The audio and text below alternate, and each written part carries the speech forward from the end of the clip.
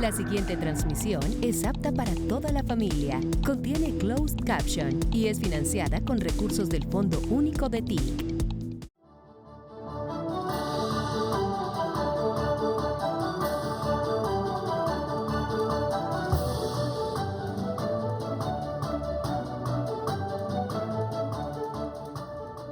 Muy buenas tardes para todos y para todas. Saludamos a las personas que nos acompañan de manera presencial y a quienes siguen esta transmisión especial en vivo que les llevamos a través de la página web de la Presidencia de la República, sus redes sociales, así como también el canal institucional. A continuación se firmará la directiva presidencial sobre los deberes de las y los funcionarios públicos en el ejercicio de la libertad de expresión y el respeto a la libertad de prensa, que tiene como objetivo establecer los deberes especiales de las y los funcionarios públicos al pronunciarse públicamente, en particular en su interacción con periodistas, comunicadores y medios de comunicación, incluyendo las redes sociales oficiales y las personales en cuanto se traten asuntos de interés público o asociados al cumplimiento de sus funciones. La directiva se apoya en la obligación del Estado de respeto y garantía a la libertad de expresión en concordancia con los compromisos internacionales suscritos por Colombia en materia de derechos humanos. También subraya la función esencial de las autoridades e instituciones públicas en la articulación, el fortalecimiento y la promoción del debate público dentro de un marco democrático. A continuación, firma el señor presidente de la República de Colombia, Gustavo Petro Urreco.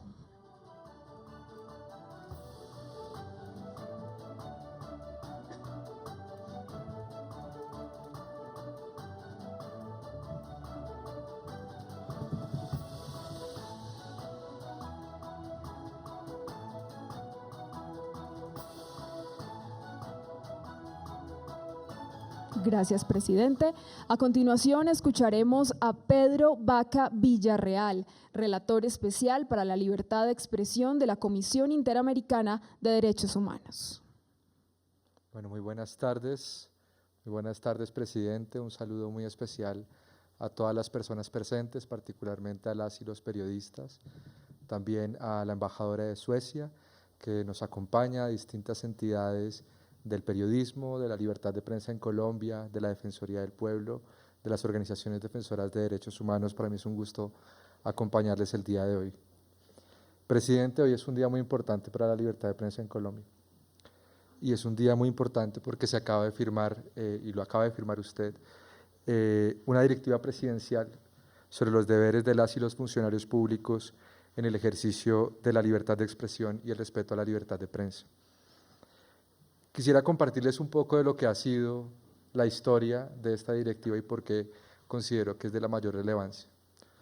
La estigmatización a las y los periodistas, y particularmente aquella que pueda originarse en las vocerías oficiales, lastima el debate público, afecta la confianza de las y los periodistas para hacer su trabajo de manera tranquila, libre y espontánea.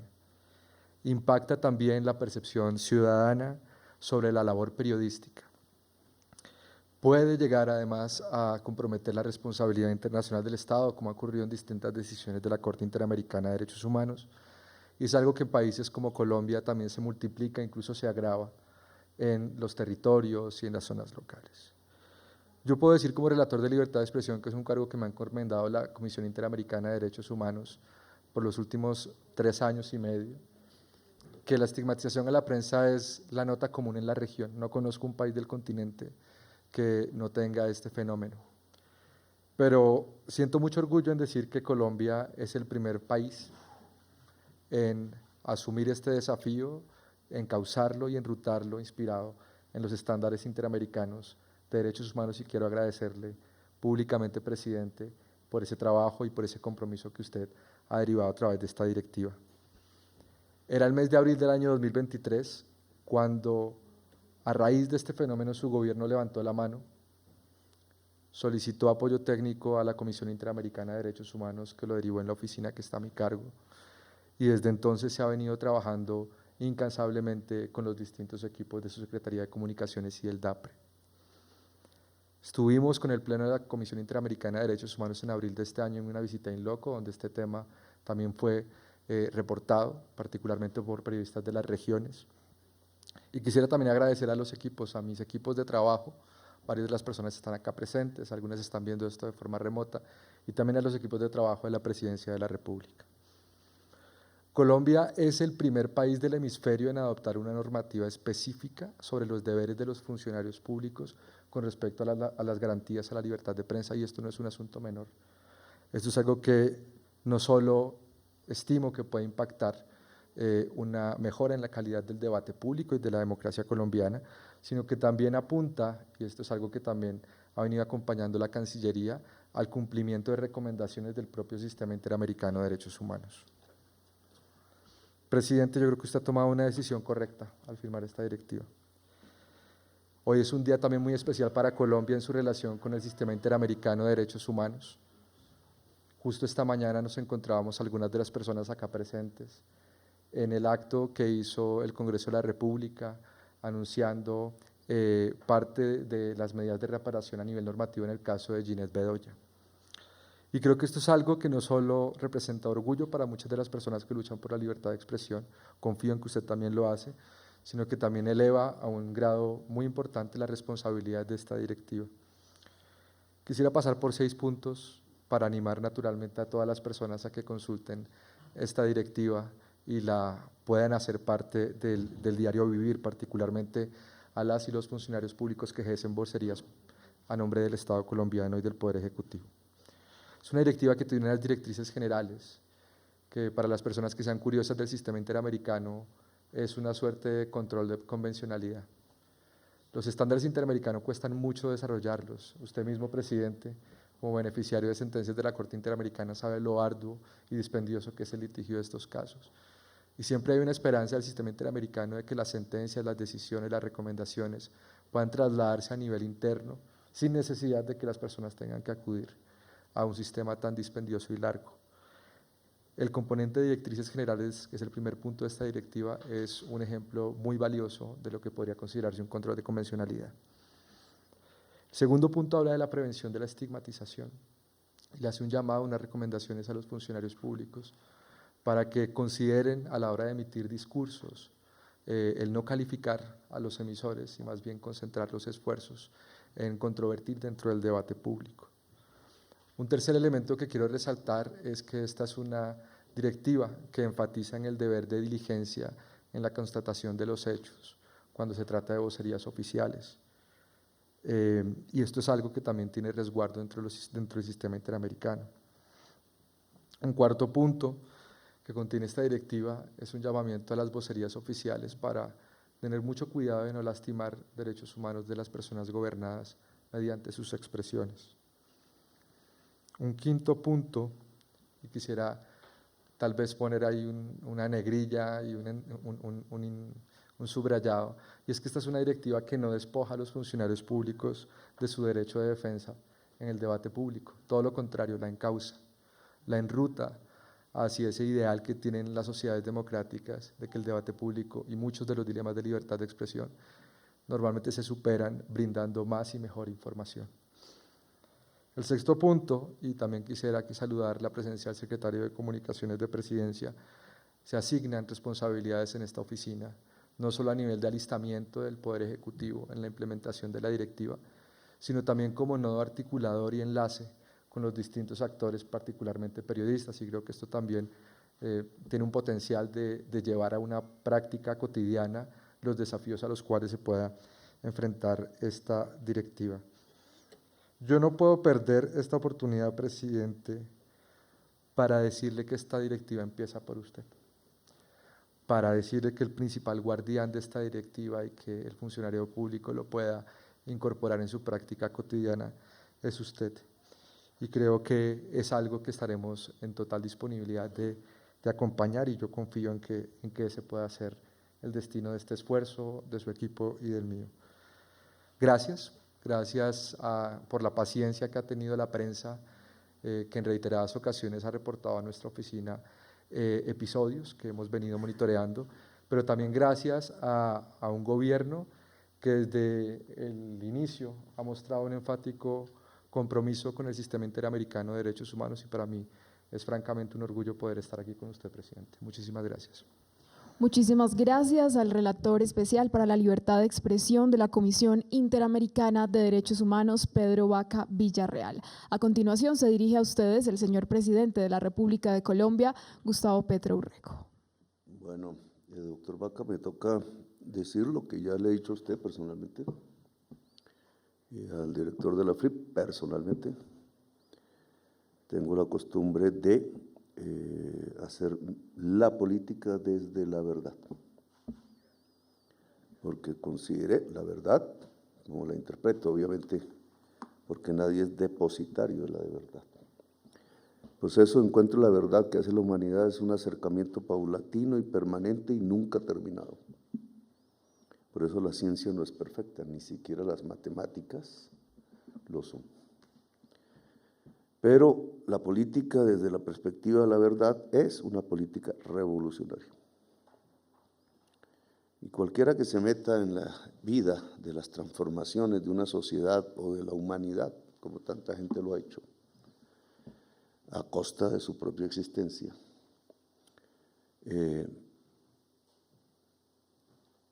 sabe que la verdad está atravesada por el poder, que la verdad, por ejemplo, en el tema de los derechos humanos, tiene varias instancias de acercamiento.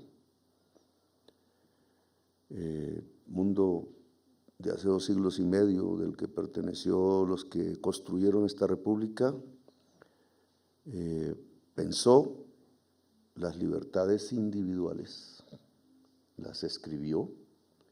Un alcalde de Bogotá las tradujo aquí, le costó la prisión, era periodista y creo que fue el primer periodista de Colombia, Antonio Nariño, bolivariano, no estuvo con Santander. Antonio Nariño hizo el primer periódico y fue alcalde y fue revolucionario, porque lo que escribía para ese entonces no le gustaba el poder.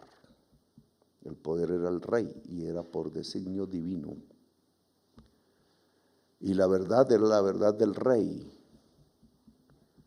Y nosotros nacimos aquí como república para ser libres. Por tanto, la política de la verdad es una política libre. No se deja encarcelar. La libertad y los derechos individuales han pasado a través de estos 2 siglos y medio a otras categorías que quizás la Constitución del 91 introdujo, Constitución que hicimos parcialmente nosotros, después de un acuerdo de paz, y de la que no renunciamos, a pesar que se diga en la prensa lo contrario. No renunciamos porque es la interpretación que además de los derechos individuales existen los derechos colectivos. Primera palabra que no estaba en la Constitución de 1881. Y esos derechos colectivos tienen que ver con derechos ambientales, tienen que ver con derechos sociales, tienen que ver con reivindicaciones de todo un pueblo y no solamente de un individuo. Y como todos los derechos, los individuales y los colectivos, tiene que ver con el poder. Menciona usted, y usted trabaja ahí, la Comisión Interamericana de Derechos Humanos. En mi discurso de la OEA, el último y el primero que di, que todavía está por ahí en internet, se puede analizar que la propuesta del presidente colombiano y del gobierno de Colombia, la OEA, para su reforma, es que la Convención Americana tiene que enriquecerse de derechos individuales que los incluye hacia derechos colectivos. En la Convención Americana no están los derechos de la mujer, no están los derechos ambientales, no están los derechos colectivos y sociales, solo los individuales. Fue hecha por liberales que respeto mucho. Y es la Convención Americana la que permitió que después de un acto fascista, arbitrario, del señor Ordóñez, el alcalde volviera y se restituyera de acuerdo al voto popular. Porque la Convención Americana dice que ningún funcionario elegido, ningún ciudadano del mundo o de América, se le pueden quitar sus derechos políticos a elegir y ser elegido, sino por sentencia de juez penal. Obviamente Ordóñez no era un juez, no podía quitar el alcalde, estaba violando la Convención Americana, y la Convención Americana es parte de la Constitución de Colombia por su artículo del bloque de constitucionalidad, y toda la justicia nacional e internacional, incluida la Corte Interamericana de Derechos Humanos, en una sentencia que ya es famosa en materia de estudio en las universidades de América Latina, dijo que podía ingresar a la alcaldía de nuevo porque era arbitraria la destitución. Hoy está ocurriendo de nuevo y hay silencio. ¿Por qué ocurre de nuevo y con la misma persona que fue protegida por la Convención Interamericana y por su corte? En mi opinión, puedo estar equivocado, porque los derechos están relacionados con el poder. Si el poder es democrático, tanto los derechos individuales como los derechos colectivos se respetan. Cuando el poder no es democrático, se violan. En Colombia se han violado unos y otros de manera permanente. En Colombia ha ocurrido, la palabra jurídicamente hoy no es exacta con lo que ha pasado, un genocidio. Centenares de miles de asesinados según la Comisión de la Verdad, 700,000 desde el 9 de abril de 1948, 700,000 asesinados. Eso para mí es un genocidio. Si lo comparo con Gaza, hoy, que también está silenciada en Colombia, son 40,000 muertos en una semana. En Colombia, 700,000. No son los únicos países, ni son los únicos silencios. Esto ha pasado en el mundo y en muchas partes, incluido el lugar donde se redactaron los derechos del hombre, que no dijeron de la mujer en ese entonces. Esta es nuestra realidad, derechos cruzados por el poder. Cuando un norteamericano, un fundador, ellos lo llaman padre de la República, porque Estados Unidos hizo la misma lucha que nosotros un poco antes. Esa lucha llegó incluso hasta España. ¿Cómo será que he visto y leído que las mismas ideas de esos españoles que quisieron seguir la lucha de Bolívar dentro de España, 1933, 1936, 1939, han sido catalogados como si fueran terroristas en Colombia? ¿Y a quién se le ocurre decirle terrorista a un republicano español? Que fueron de los últimos en defender las tierras de Europa de Hitler. Tiene que haber pasado algo en las mentes, que nos está viendo nos está mostrando una realidad, como dicen algunos, drogados, diferente a como el mundo democrático la ve. Hitler es el bueno, el republicano español el malo, el que liberó París. Algo pasa. Y ese algo pasa tiene que ver con el poder. Y lamento pues este discurso aquí, pero es mi verdad. Con el poder. Mi primer encuentro con la comunicación del poder, porque hay comunicaciones de todos los sectores de la sociedad, podemos llamarlo a eso, la comunicación social. Habermas, que no ha muerto creo todavía, un exponente de la escuela de Frankfurt, filosóficamente hablando, la escuela de Frankfurt fue la escuela resistente a Hitler, desde la filosofía alemana. Uno de sus integrantes más famosos es Walter Benjamin. Bueno, nosotros decimos Benjamín, creo que ellos dicen Benjamín, judío.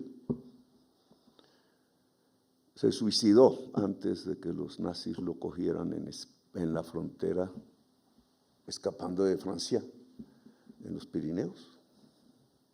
Se suicidó uno de los mejores cerebros de Alemania, joven.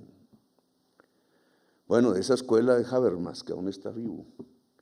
Y Habermas es el gran teórico de la comunicación social, que yo creo que dije algún discurso en toda la facultad de comunicación social, debe ser como el libro básico, igual que Ricardo, David y Smith y Marx son los de la economía.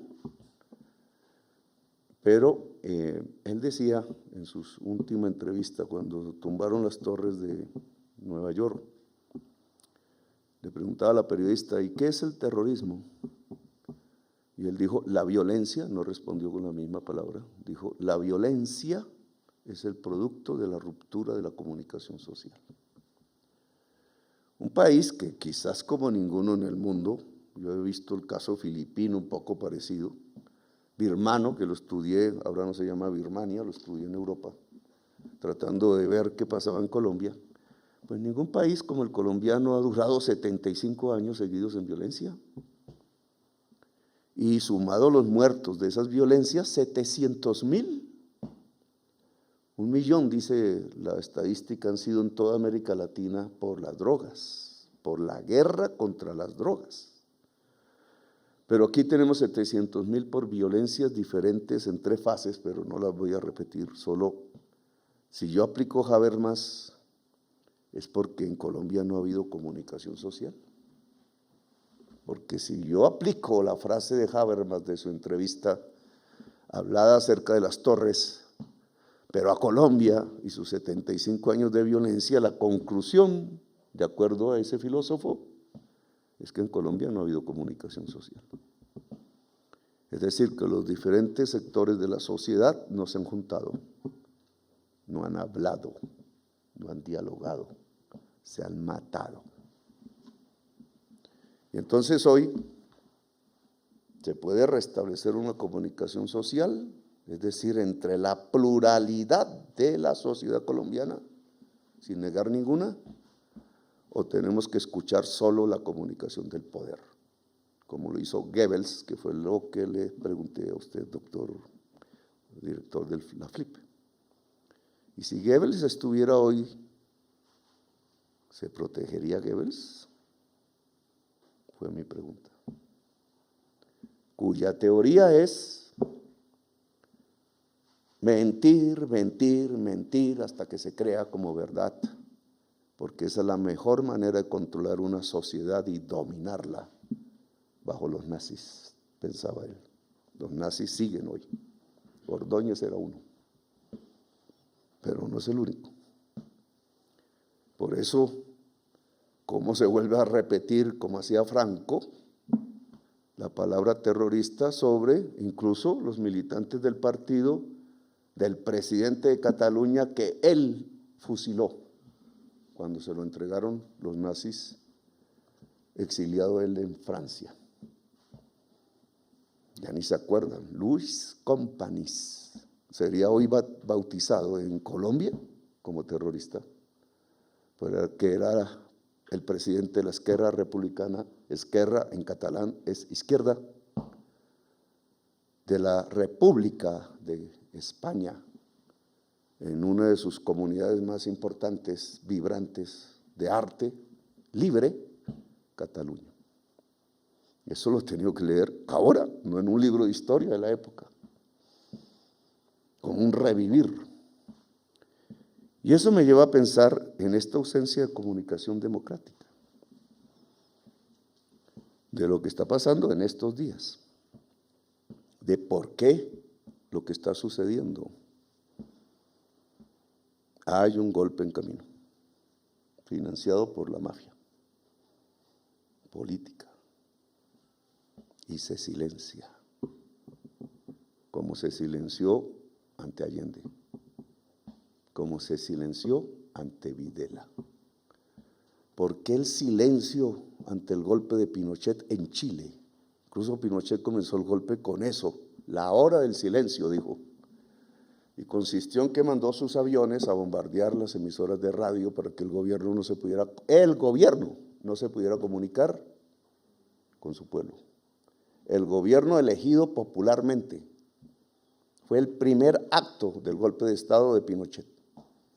Quedó Allende encerrado en el palacio y solo se pudo comunicar con una sola emisora, cuya grabación es la que se repite y se repite durante todos estos años como el único testimonio de lo que pasó Allende en el palacio. Vivimos lo mismo. ¿Por qué, doctor Vaca? Porque los derechos individuales se volvieron también, no los reemplazaron, sino también derechos colectivos. Son ambos, derechos individuales y colectivos. La nueva democracia en crisis hoy en el mundo pregona eso. Y hay derechos del pueblo, hay derechos políticos, elegir y ser elegido. Elegir no es un derecho individual, es un derecho colectivo. Y es lo que ha reivindicado la Convención Americana y la Corte en su sentencia a favor mío.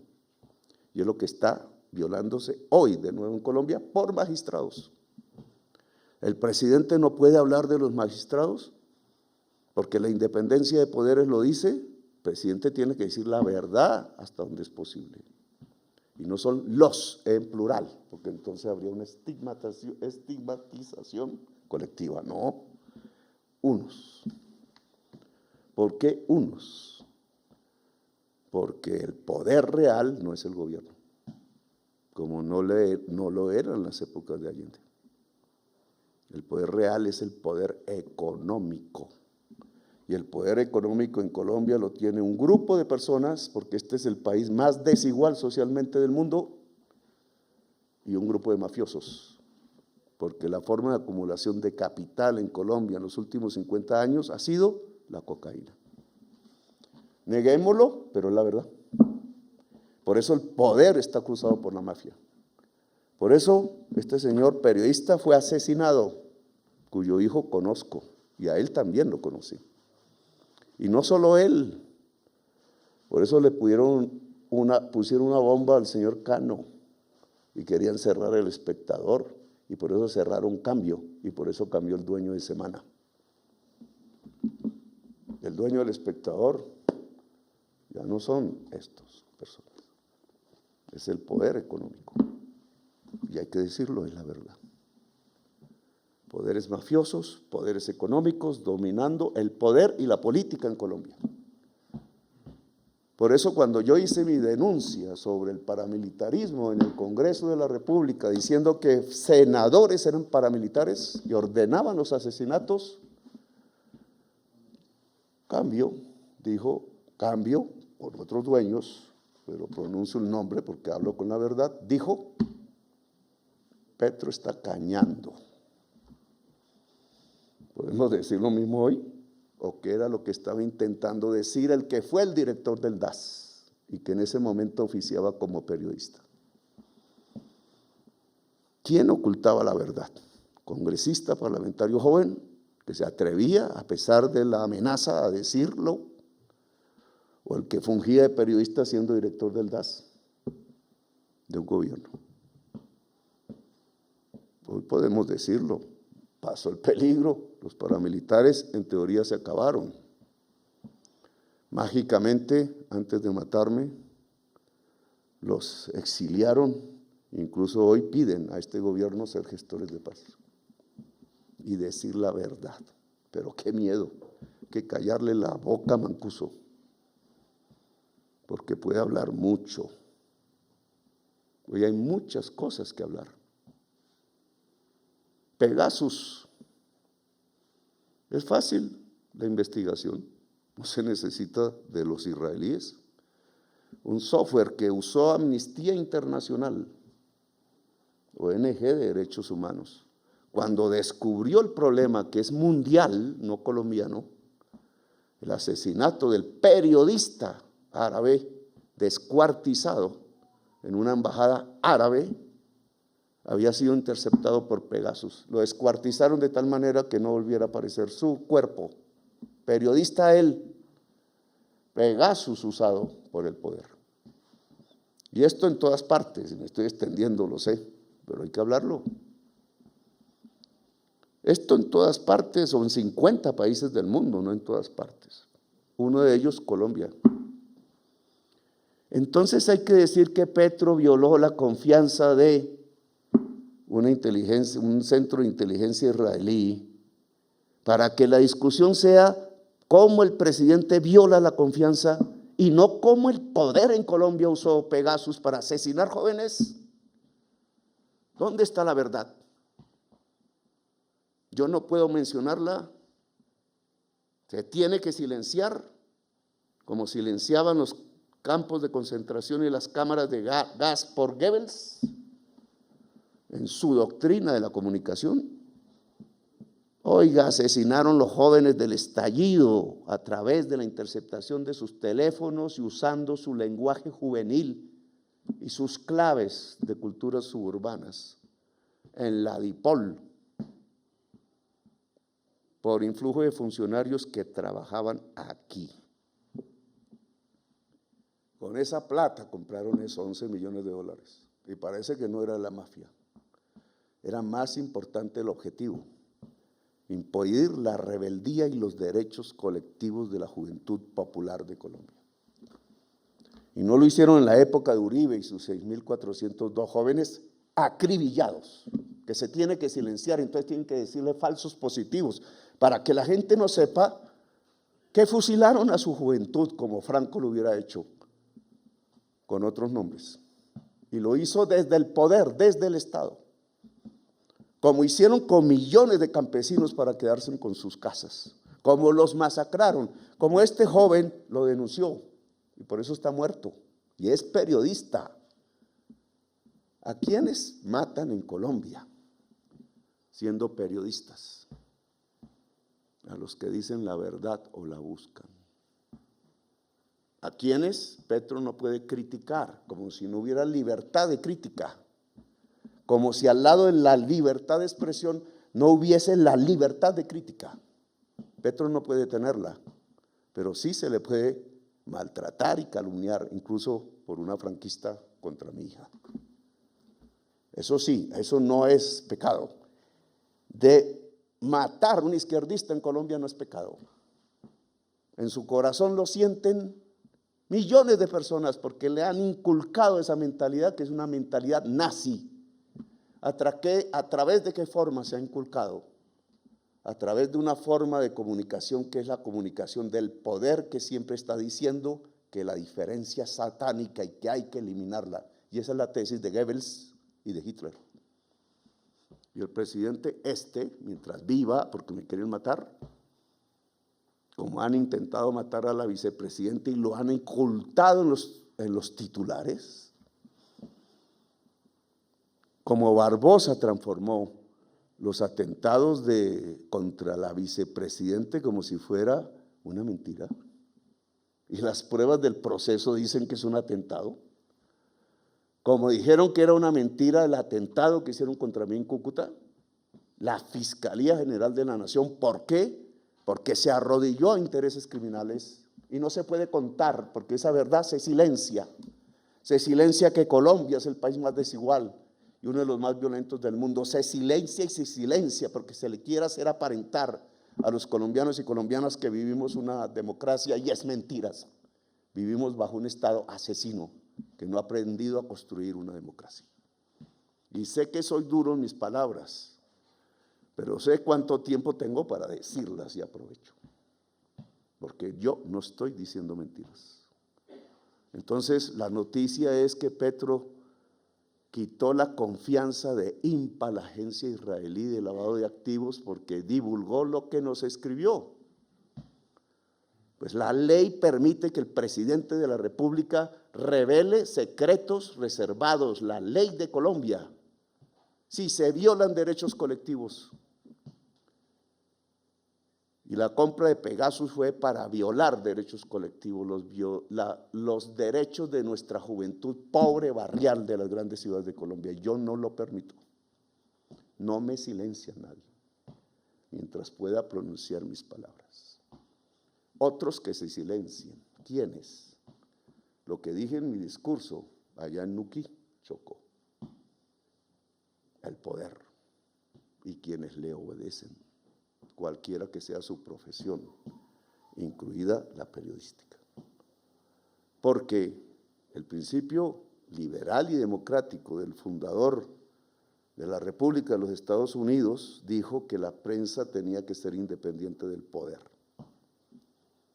Y en ese entonces el poder era el Estado, el rey. Lo que estaba diciendo ese revolucionario republicano es: la prensa tiene que ser independiente del rey. El rey no es soberano y no es por derecho divino que está ahí. ¿Cuál es el poder hoy? ¿Alguien se ríe? Bueno, con calma. ¿Cuál es el poder hoy? Hoy hay un rey. El rey no es el presidente. El rey es el oro, el dinero. El rey es el poder económico. Los dueños de los grandes medios de comunicación del mundo son del poder económico. Es un fenómeno mundial de hace varias décadas para acá. Se aplica la frase del revolucionario norteamericano: la independencia del poder, la libertad ante el poder. O se arrodilló un sector de la prensa, la más poderosa, ante el poder, y se silencia. Y por eso Gaza no aparece en la mayor parte del prensa del mundo, porque se considera que los árabes son terroristas en general y se estigmatizan, porque se considera que los árabes están dominados por el pueblo elegido de Dios, dice el título del libro de Barack Obama, y lo lee uno en la Biblia, sí, solo que el pueblo elegido de Dios no es Israel, no mientan, es la humanidad, y Dios es la vida.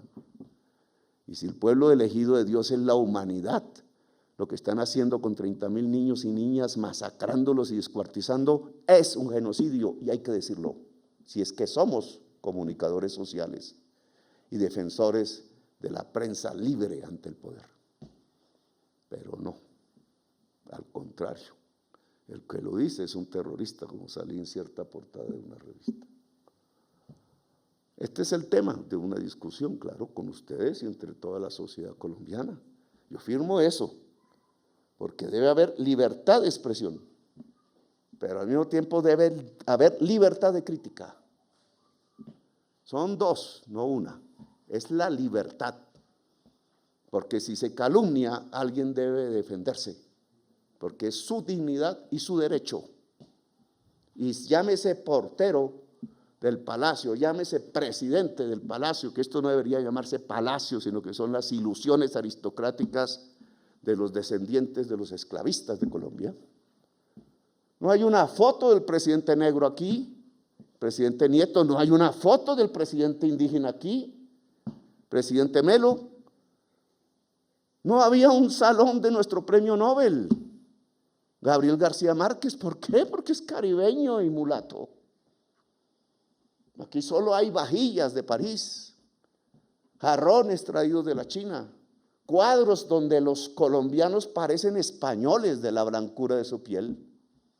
No había un cuadro de la selva que traje a Cajacana. Me dijo: aquí hay una censura. Un artista que mencioné hace poco, y termino, Bernardo Bertolucci, comunista italiano que vivía en Nueva York, un genio del cine, que casi todos los italianos lo han sido. Hermosas películas, hizo dos. Una fue la que más me encantó a mí, lo vi cuando estaba preso, lo conté hace poco, no me acuerdo en dónde, en Nuquí, Novecento.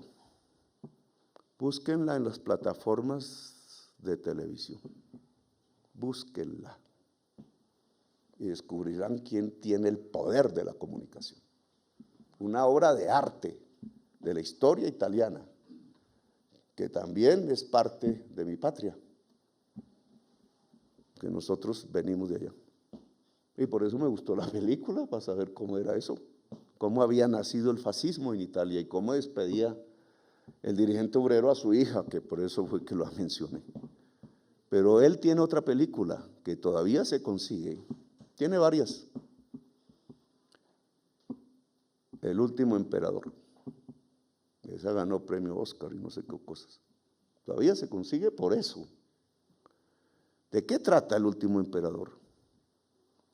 De un emperador que solo veía las murallas, porque todo lo que había en su corte le estaba diciendo una mentira. Él no gobernaba el pueblo. Su gran palacio, ese sí palacio de la ciudad prohibida, que todos, bueno, algunos hemos visitado, allá en Pekín, no tenía el poder de China. En China había una revolución en ese momento, la de Sun Yat-sen, que iba a acabar el milenario imperio chino y sus dinastías. Quería una democracia muy norteamericana. Después le siguió Mao. Nunca jamás China, a pesar de 5.000 años de tener rey y emperador, lo volvió a hacer. Es una república con sus críticas y más. ¿Y qué decía la película entonces? Que el poder se había desplazado. El poder no está en el palacio. Aquí no está el poder. El poder ahora está en otra parte. ¿En dónde? En los dueños del capital y del oro. Ese es el poder. Y los dueños del capital y del oro aquí han dado una orden. El silencio, como el primer paso del golpe, y el golpe. O golpe o asesinato. Esa es la realidad. Y Petro no está paranoico. Si periodistas investigaran, descubrirían 3 versiones iguales de fuentes diferentes. Pero no había que pasarle a Caracol la que dice que no. Y el golpe, simplemente leyendo las sentencias de la Corte Interamericana, con el cual usted comenzó su discurso, que yo he sobrepasado en el tiempo, me disculpo, es lo que demuestra cómo va el golpe en Colombia. Porque tienen a un presidente juzgado por el Consejo Nacional Electoral que ni es juez, ni penal, mucho menos, sino una entidad administrativa. Lo mismo de Ordóñez. Con unas pruebas absolutamente chambonas para decir que se sobrepasó el tope. Esto es lo que va a salir de esto. De las 5 o 6, el 90% son fuera de la campaña, porque la campaña tiene una fecha de inicio y una fecha final. Dice la ley. No hay sino que leerla en internet. Y los hechos son de antes o después, que el acto de regocijamiento del pueblo por haber triunfado, como costó no sé qué en el salón, entonces eso es sobrepasar los topes. Si eso es después de ganar, después de que cuentan los votos, después de que los escrutan al estilo colombiano, cuando el opositor dice que acepta la derrota o no, lo han publicado ustedes todas las veces. Y entonces eso es en la campaña, estaba buscando votos cuando ya había ganado. ¿A quién se le ocurre esa chambonada? Sino a gente que está oscuramente vinculada a un golpe de Estado. Y así es todo, que el avión, el Espectador publicó, nadie reprodujo. Y el titular del Espectador dice lo contrario del artículo, porque presenta la defensa jurídica. Oiga, la empresa Sadi, que no tiene de dueño al señor ese que cogen preso, le alquila el avión a otra empresa de aviones y esa le alquila a un empresario que es el dueño de Delhi Corp. Y se lo devuelve cuando terminan su contrato. Nosotros nada tenemos que ver con eso. Devuelven la avioneta a esa empresa y esa es la inicial y nosotros hacemos un contrato con la inicial y nos da ese avión alquilado. Y dice exclusivo para que cuando lo usemos no lo use otro pasajero. Y entonces mire la chambonada que hacen con la que quieren tumbar al presidente y ustedes no lo dicen la mayoría. Cogen los permisos de vuelo que hace con otros clientes, porque el avión no es exclusivo desde el punto de vista de que lo usamos todo el tiempo, sino cuando lo usamos. Suman todo eso y como les da el doble de lo que nosotros pagamos, dicen aquí la prueba. Oiga, mentirosos, chambones. Entonces así van a tumbar el voto popular en Colombia el año 2022, sumándole clientes que no tienen nada que ver conmigo ni con la campaña porque lo usaron en sus viajes personales o X.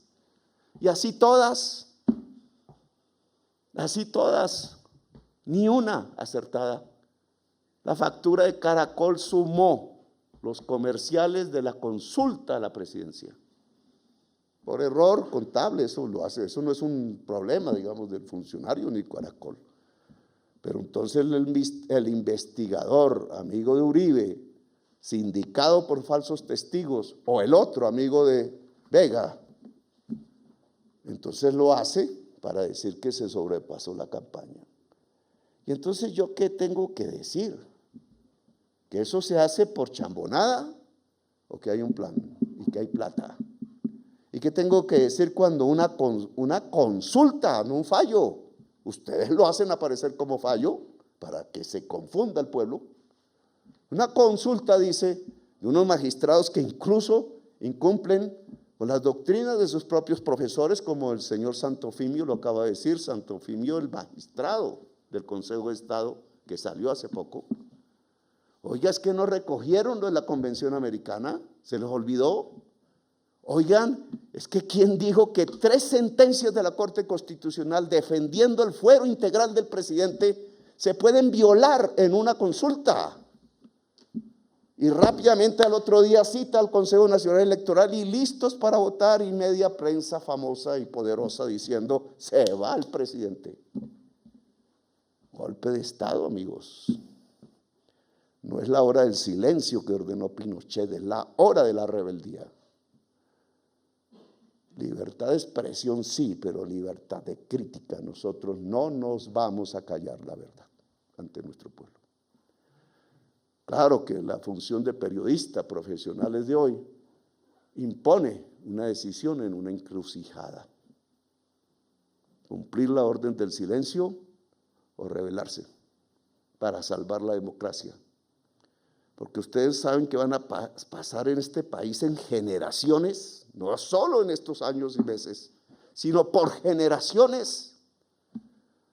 Si la oligarquía de Colombia y la mafia de Colombia deciden asesinar o tumbar al presidente y burlarse del voto popular del 2022, como se burlaron el 19 de abril de 1970, de lo cual yo soy hijo, ¿saben qué va a pasar? ¿Sabe a qué lleva el silencio? Hay que decirlo, hay que hablarlo, hay que comunicarlo, porque Habermas tenía razón. Usted que me dio un premio cuando fui alcalde, siendo presidente de la FLIP. Habermas tiene razón. La violencia es la ausencia de comunicación. El silencio es la antesala de la muerte. Y aquí no nos vamos a dejar matar. Y aquí no nos vamos a dejar que Colombia sea el paraíso eterno de la muerte. Aquí nos rebelamos, aquí cambió Colombia.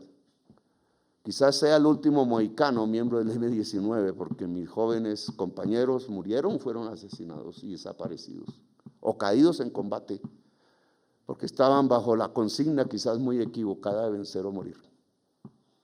Pero quizás me ha tocado a mí otra vez el signo de los arcadios y su marca, los que sí fuimos estigmatizados. Y el premio de la estigmatización era ser cadáver. No nos rendimos. No nos vamos a silenciar. No vamos a dejar que la mentira y la impunidad esté en Colombia.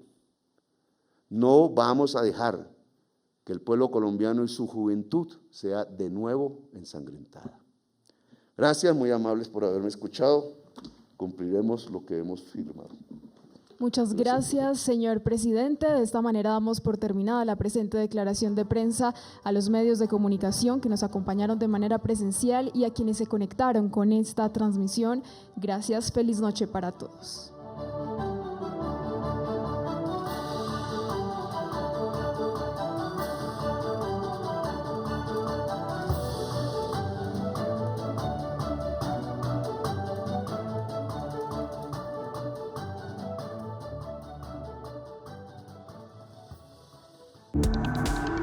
Este contenido fue financiado con recursos del Fondo Único de TIC.